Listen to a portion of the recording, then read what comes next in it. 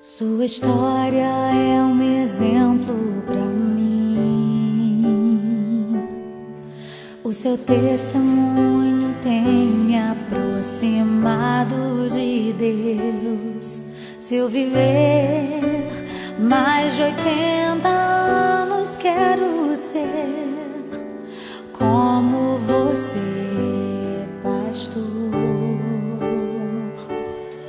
Sua casa testifica sobre quem você é. Sua obra, sua vida, seu amor, sua fé. Os meus filhos vão saber que se eu hoje adoro a Deus, é por tudo que você me ensinou. Profeta do Senhor, homem de Deus,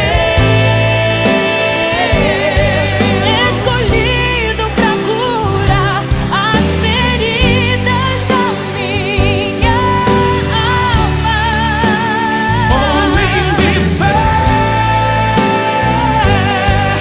que tem dedicado a mim o seu amor e proteção.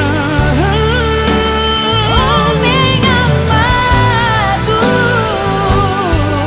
quando fala faz arder dentro de mim o coração. Pastor, você é o profeta da minha geração. Você é o profeta da minha geração. Você é o profeta da minha geração.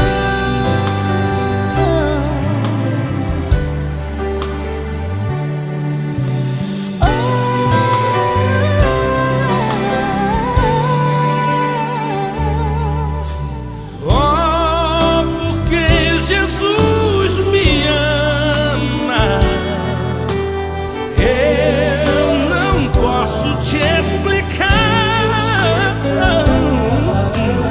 mas a ti também te chama, pois deseja te salvar.